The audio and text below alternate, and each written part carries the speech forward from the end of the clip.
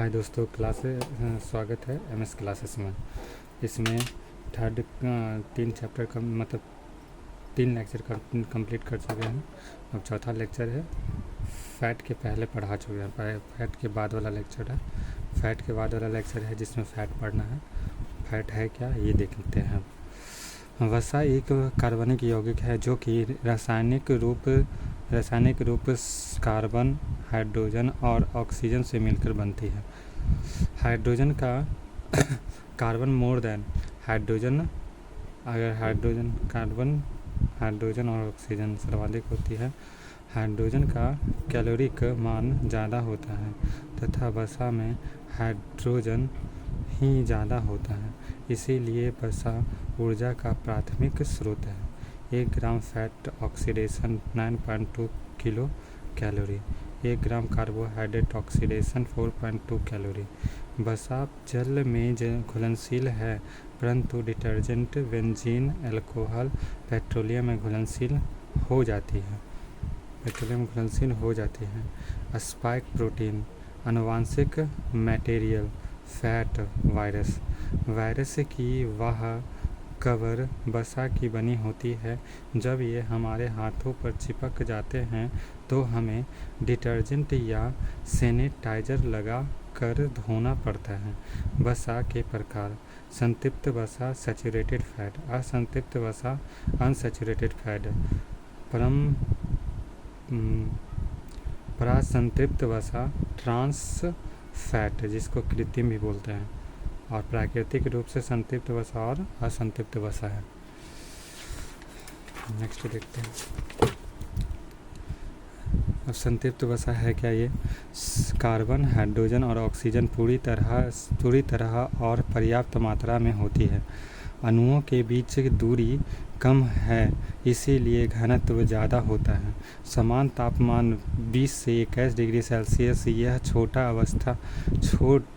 ठोस अवस्था में होती है। कार्बन के मध्य केवल एकल बंधन होता है क्योंकि हाइड्रोजन पर्याप्त मात्रा में मौजूद होते हैं। प्राकृतिक उदाहरण: एनिमल घी, चर्बी और मक्खन, प्लांट, नारियल का तेल, तार का तेल। संतृप्त वसा का ज़्यादा सेवन करना शरीर में LDL कोलेस्ट्रॉल बढ़ा देता है, जबकि समान मात्रा की संतृप्त वसा हमारे मस्तिष्क के लिए आवश्यक होते हैं। असंतृप्त वसा, अनसैचुरेटेड फैट, इसमें रासायनिक रूप में हाइड्रोजन तत्व की कमी हो जाती है। अणुओं के बीच दूरियां ज़्यादा होती है इसीलिए घनत्व कम हो जाता है। समान तापमान पर द्रव्यमान अवस्था में मिलती है। इनमें कार्बन के माध्यम सिंगल एंड डबल बॉन्ड दोनों प्रकार के पाए जाते हैं। असंतृप्त वसा के प्राकृतिक उदाहरण: सभी प्रकार के वनस्पति तेल जैसे सरसों, सोयाबीन, सूर्यमुखी, तिल, जैतून, मूंगफली। मछली का तेल, कॉड लिवर ऑयल। असंतृप्त वसा का सेवन स्वास्थ्य के लिए ज़्यादा हानिकारक नहीं है, खास करके सूर्यमुखी का तेल बेहतर होता है।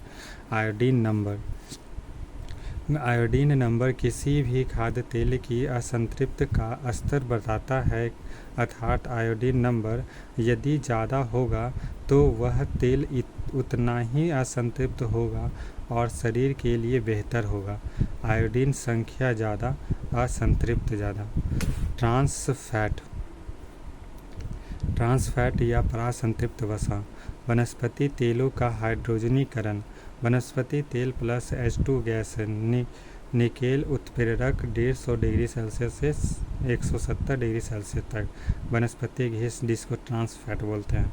नोट: ट्रांस फैट में हाइड्रोजन की मात्रा तुलनात्मक रूप में अधिक हो जाता है और यह ज़्यादा ठोस अवस्था में चला जाता है। ट्रांस फैट का अधिक सेवन LDL कोलेस्ट्रॉल को तेज़ी से बढ़ाते हैं,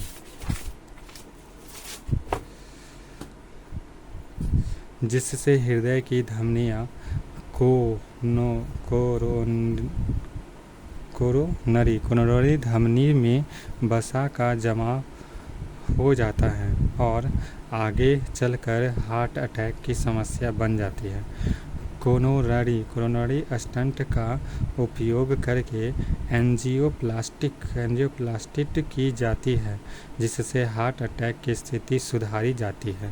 फैटी एसिड वसीय अम्ल ग्लिसरॉल, जिसको एसिटिफिकेशन या ट्राइग्लिसराइड फैट कहते हैं, शरीर में वसा का जमा हुआ रूप ट्राइग्लिसरॉल कहलाता है, जबकि ब्लड के साथ बहती हुई वसा कोलेस्ट्रॉल कहलाती है।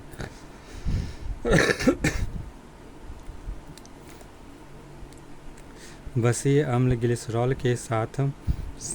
के साथ मिलकर वसा का निर्माण करता है और यह 3 प्रकार के होते हैं। संतृप्त वसीय अम्ल, जिसको सैचुरेटेड फैट एसिड बोलते हैं, सामान्य तापमान पर ठोस अवस्था में होता है। इसमें कार्बन, हाइड्रोजन, ऑक्सीजन की मात्रा पूरी होती है। कार्बन कार्बन एकल बॉन्ड होता है। एग्जाम्पल में ब्यूटारिक एसिड, जो मक्खन में पाया जाता है और खरबूज देता है, खुशबू देता है। और कैप्लिरिक एसिड नारियल के तेल से पर्याप्त होता है।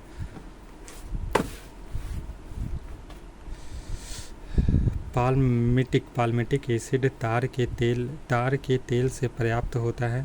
अस्टेरिक एसिड तुरंतु वसाओं से प्राप्त होते हैं। संतृप्त वसीय अम्ल का उपयोग करके सौंदर्य प्रसाधन वस्तुएं बनाए जाते हैं।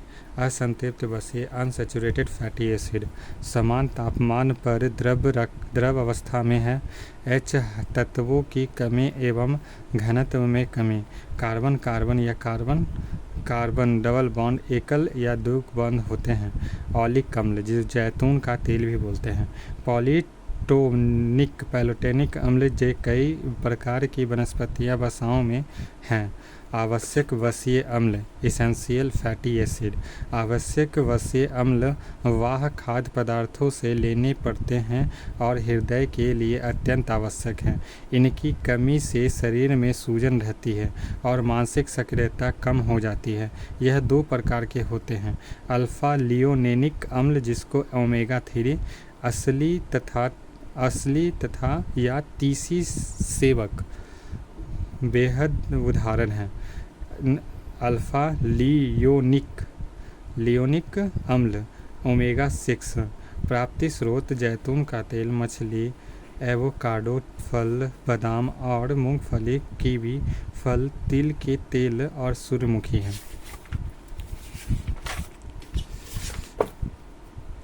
कोलेस्ट्रॉल ज़्यादा मात्रा की वसा लेने पर हमारे यकृत की कोशिकाएं उसे वसा और प्रोटीन में बदल देते हैं और यही कोलेस्ट्रॉल है। फूड फैट की अधिक मात्रा, यकृत, ज़्यादा वसा, बदलाव, फैट फैक्टर, प्रोटीन या कोलेस्ट्रॉल 40 से 50 ग्राम पर डे समान मात्रा। कोलेस्ट्रॉल के कार्य। कोशिका झिल्ली के निर्माण में कोलेस्ट्रॉल भूमिका निभाता है।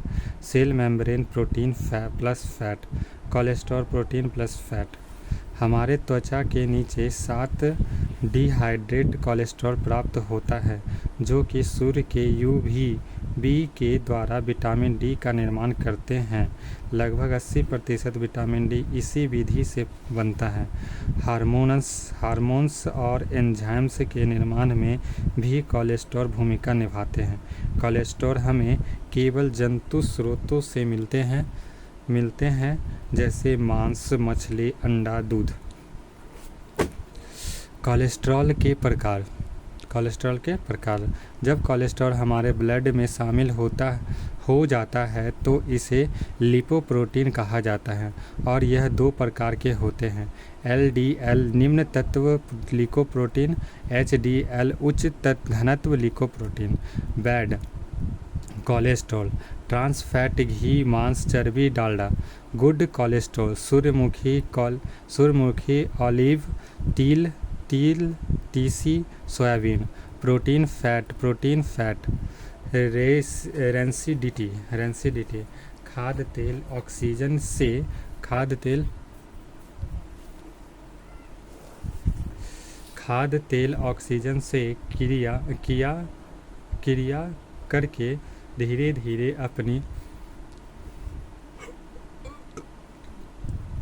अपनी आंतरिक संरचना में बदलाव कर लेते हैं और दुर्गंध युक्त हल्के काले और कसैले स्वाद मुक्त हो जाते हैं और यही रेंसिडिटी कहलाती है।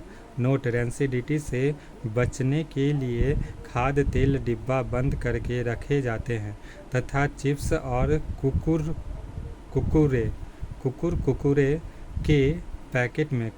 कुरकुरे के पैकेट में नाइट्रोजन गैस भर दी जाती है।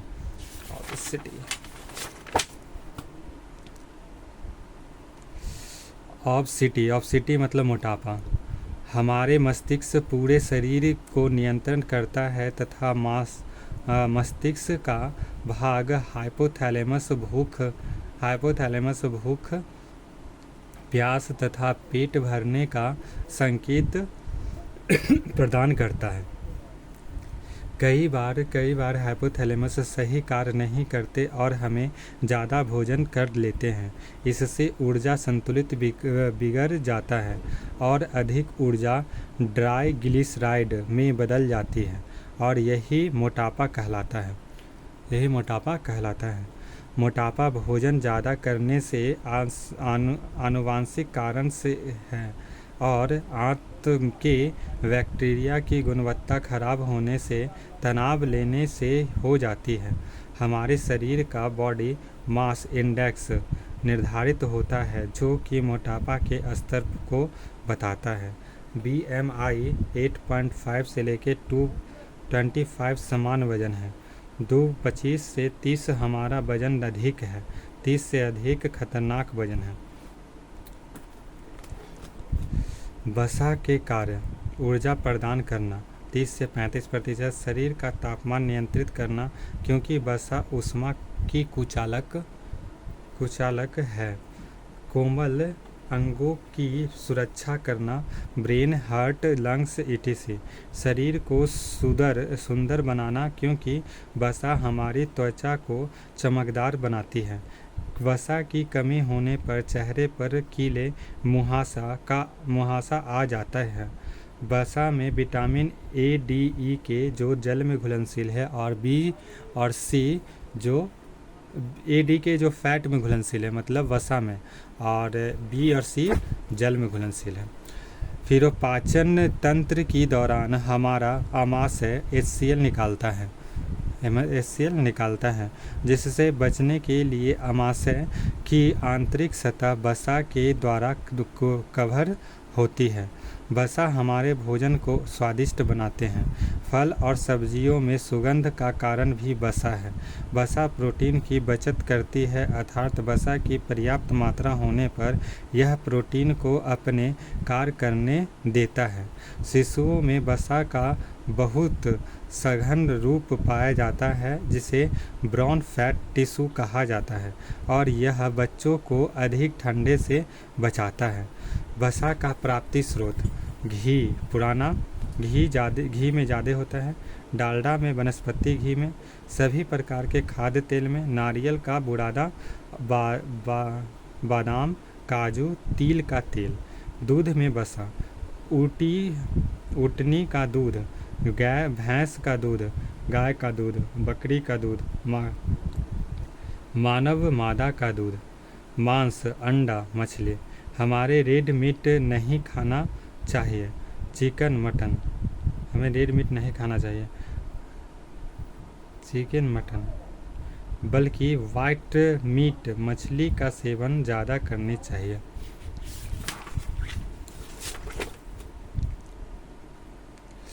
एमिनो एसिड, अमीनो अम्ल कार्बनिक यौगिक है जो कि कार्बन, हाइड्रोजन, ऑक्सीजन और नाइट्रोजन से मिलकर बने होते हैं। इनमें अमीन ग्रुप NH2 तथा कार्बोक्सिलिक ग्रुप COH पाया जाता है। अमोनिया अम्ल जीवधारियों को शरीर को बनाए रखते हैं या मेनली बनाते हैं।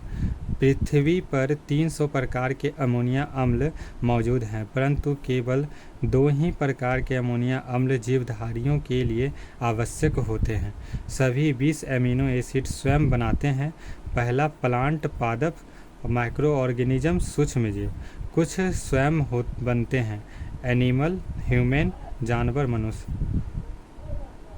बाकी को वह खाद्य पदार्थ से लेना पड़ता है। एमिनो एसिड, ह्यूमन, मनुष्य। आवश्यक अमीनो अम्ल, एसेंशियल एमिनो एसिड। आवश्यक एमिनो अम्ल, नॉन एसेंशियल एमिनो एसिड। इन्हें वह खाद्य पदार्थों से लेना पड़ता है। इनकी संख्या 10 होती है। इनकी भी संख्या 10 होती है।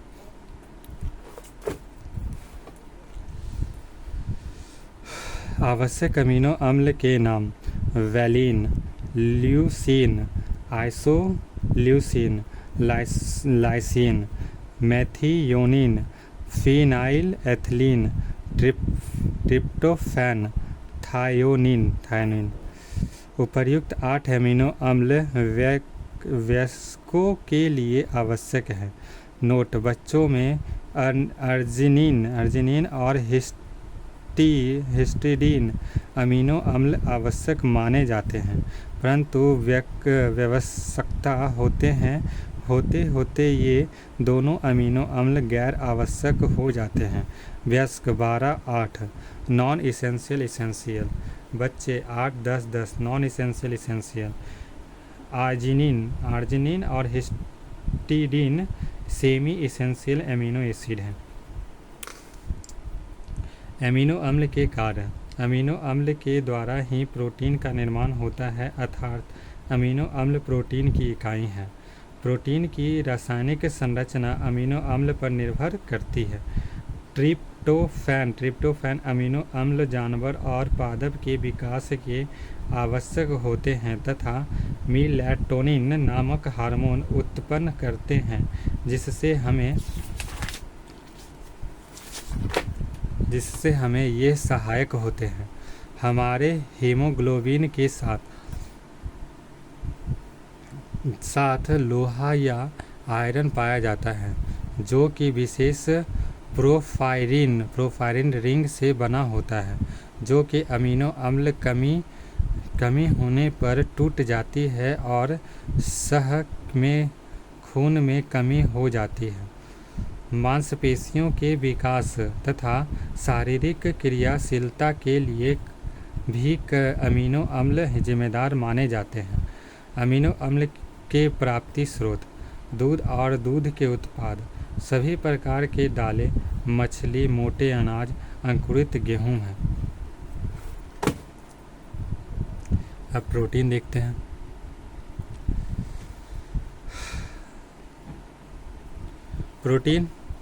प्रोटीन सामान्य परिचय: प्रोटीन एक प्रकार का जटिल कार्बनिक यौगिक है, जो कि कार्बन, हाइड्रोजन, ऑक्सीजन और नाइट्रोजन से मिलकर बने होते हैं और इनमें कुछ में लोहा, फास्फोरस और सल्फर भी पाया जाता है। कार्बन ज़्यादा रहता है, ऑक्सीजन उससे कम, फिर नाइट्रोजन उससे कम, फिर हाइड्रोजन सबसे कम। न्यूनतम प्रकार के अमीनो अम्ल मिलकर प्रोटीन बनाते हैं। अमीनो एसिड और प्रोटीन हमारी कोशिकाओं के निर्माण और मरम्मत के लिए मुख्य भूमिका निभाते हैं, अर्थात वृद्धि और विकास में इसका प्रमुख योगदान है। शरीर में वसा और कार्बोहाइड्रेट की कमी हो जाती है तो प्रोटीन अपना मुख्य कार्य छोड़कर हमें ऊर्जा प्रदान करता है। 1 ग्राम प्रोटीन में लगभग 4.2 किलो कैलोरी होता है। प्रोटीन की दैनिक आवश्यकता शरीर के वजन के अनुसार होती है, अर्थात 70 केजी शरीर में 70 ग्राम पर डे खाना चाहिए। 1 केजी शरीर में 0.8 या 1 ग्राम पर डे तक प्रोटीन की दैनिक आवश्यकता है। प्रोटीन की शरीर में आधारशिला बॉडी बिल्डिंग मटेरियल कहा जाता है, क्योंकि शरीर का लगभग 80% हिस्सा प्रोटीन का ही बनता है।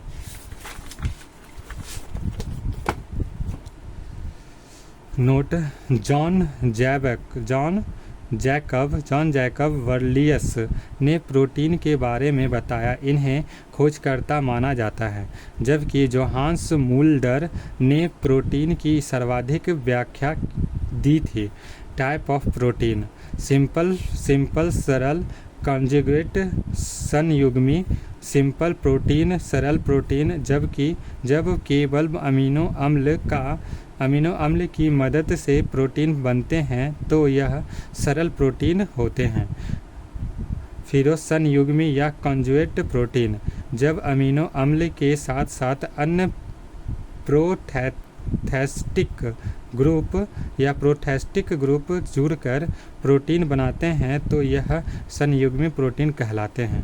सरल प्रोटीन के प्रमुख उदाहरण एल्बुमिन और अंडा, दूध, रक्त, serum albumin, lacto albumin, egg albumin. Globulin, रक्त में, ब्लड प्लाज्मा में, उच्च ऊतक टिश्यू की ह्यूमन में।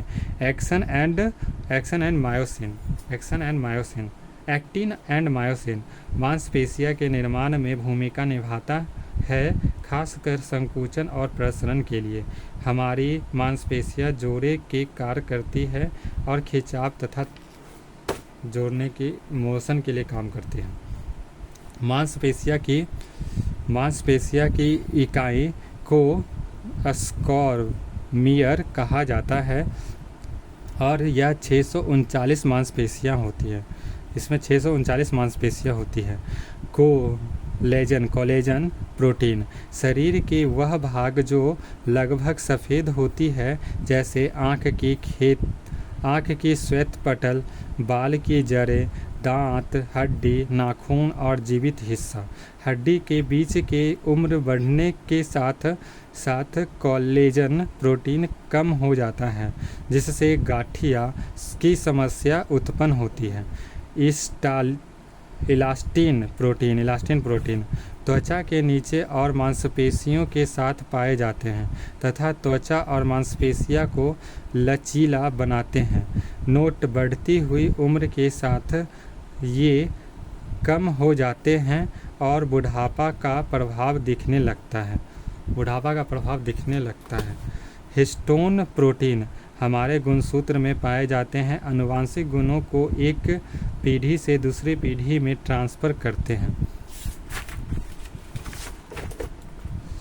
फिर केराटिन प्रोटीन बालों में निर्जीव हिस्सा होता है। केराटिन प्रोटीन बालों में निर्जीव हिस्सा होता है। नाखून निर्जीव होता है। त्वचा का ऊपरी भाग एपिडर्मिस का हिस्सा होता है। पक्षियों के चोंच का पंख, फिर जानवरों की सींग और खूर, ये सब में केराटिन प्रोटीन होते हैं। अब थोड़ा सा केराटिन प्रोटीन का प्रॉपर्टीज देखते हैं। केराटिन वाटर प्रूफ और एयर प्रूफ होता है। एपिडर्मिस निर्जीव होता है, उसका जो एपिडर्मिस जो निर्जीव होता है। डर्मिस सजीव होता है, जो बालों की जड़ें हैं।